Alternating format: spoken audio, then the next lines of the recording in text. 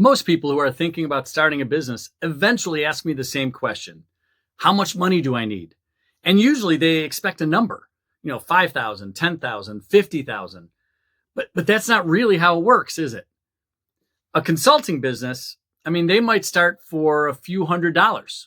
A restaurant, they might need hundreds of thousands. The business model makes all the difference.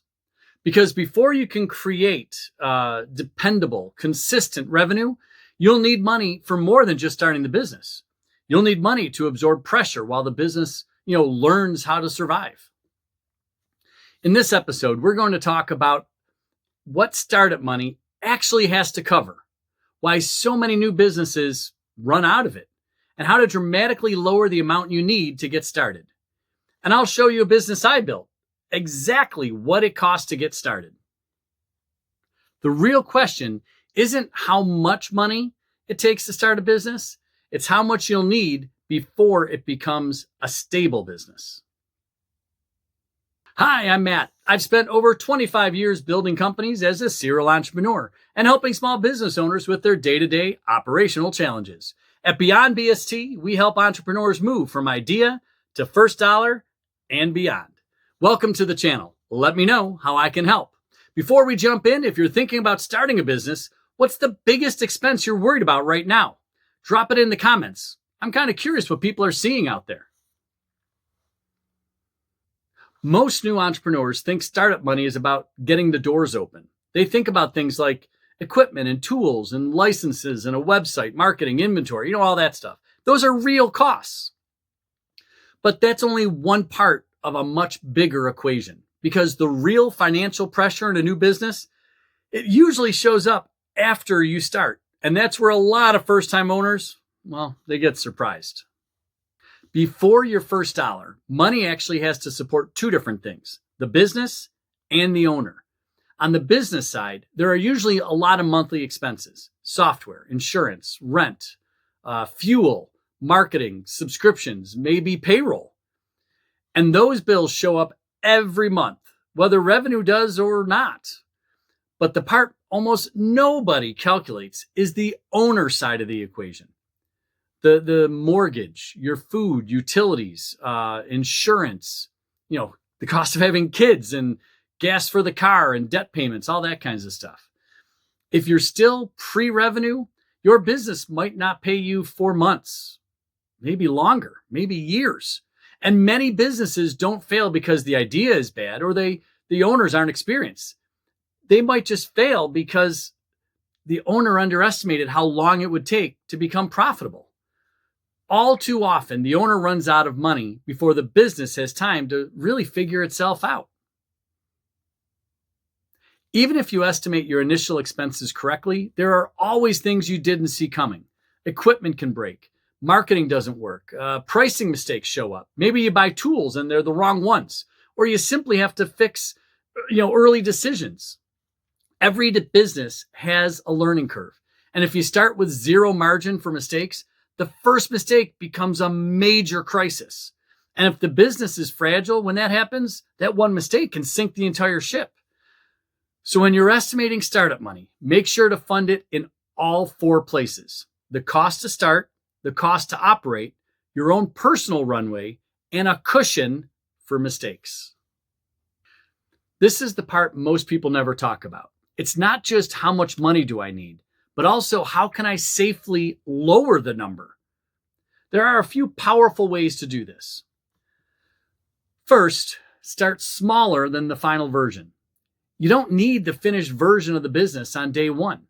You only need the first version that can produce revenue. Then version 2 makes it better. And maybe version 3 gets you closer to your original concept. The second one is to start part-time if possible. Keeping your income while testing the business dramatically reduces pressure.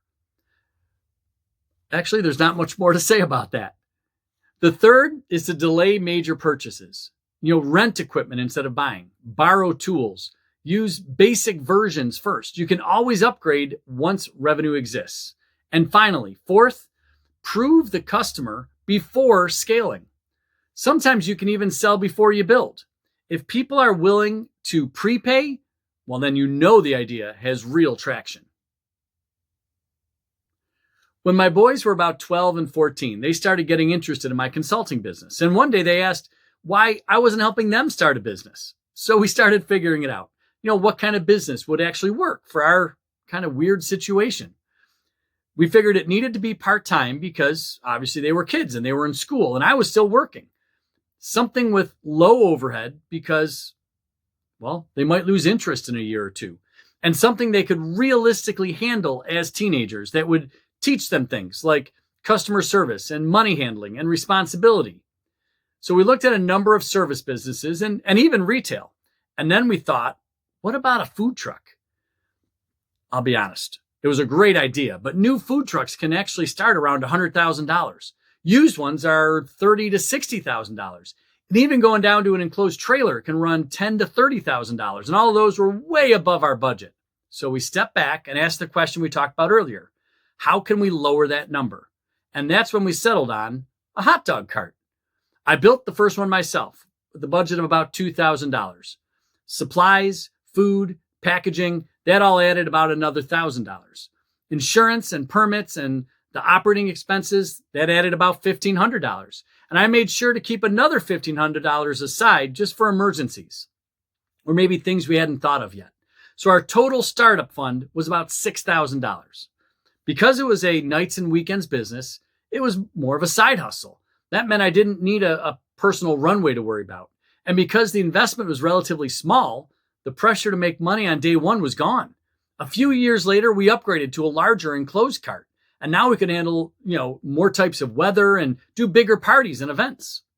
But by then, we had proven the concept and the upgrades were paid for with the revenue we were already making.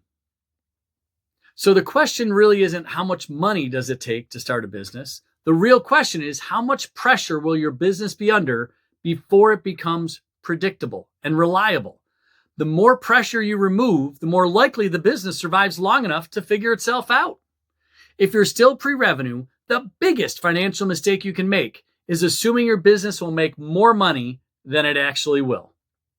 Give yourself time to learn the business, lower your startup costs if you need to, protect that personal runway, and build a business in stages instead of one big thing all at once.